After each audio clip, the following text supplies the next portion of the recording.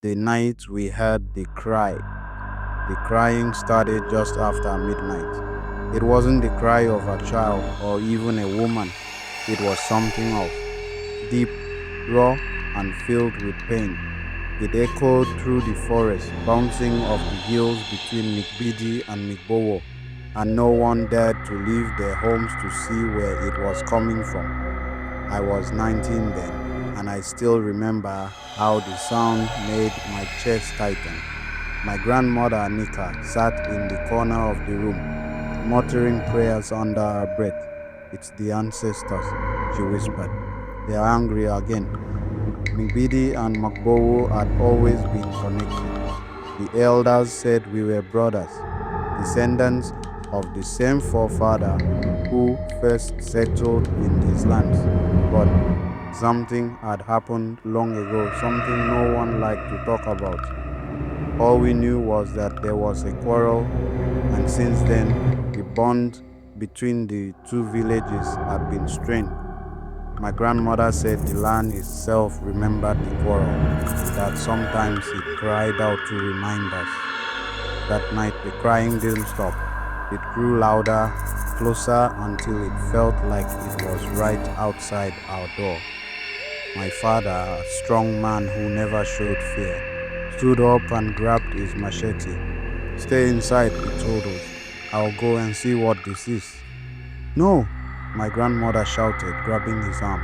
You don't answer a call you don't understand. Let the spirits be.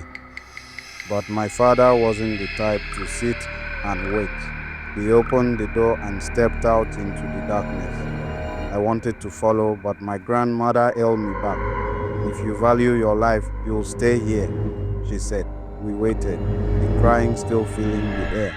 It sounded like it was coming from the path that led to the boundary between Mgbidi and Mgbowo, the place no one went at night. The elders said it was cursed, that something terrible had happened there generations ago. My father once told me it was where our ancestors buried a sacred oath they had broken. Some promises are too heavy to carry, he had said. After what felt like hours, the crying stopped. The silence that followed was worse. My grandmother's face grew tight, and she whispered, It's not over. She was right. Moments later, we heard a voice at the door. It was my father, but something about his voice was wrong. It was flat, like he wasn't really there. Open the door, he said. It's me. My grandmother shook her head violently. That's not your father, she said. Don't you dare open that door. But don't. The voice outside grew louder, more insistent. It's me. Open the door. It sounded just like him, but something deep inside me knew my grandmother was right. There was something off, something hollow in the way he spoke. We didn't open the door, and eventually the voice faded. When morning came, we found my father near the boundary, lying face down in the dirt. He was alive, but barely. When he woke up, he refused to talk about what he had seen. All he said was, the ancestors want us to remember. The elders later explained that the bond between Mgbidi and Mgbowo had been sealed with blood, and when that bond was broken, it left a wound in the land. They said the crying comes when the ancestors feel forgotten, when the quarrel is ignored.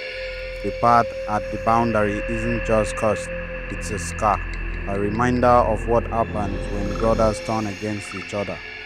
I've never walked that path, and I never will. Even now, years later, I sometimes hear it crying in my dreams.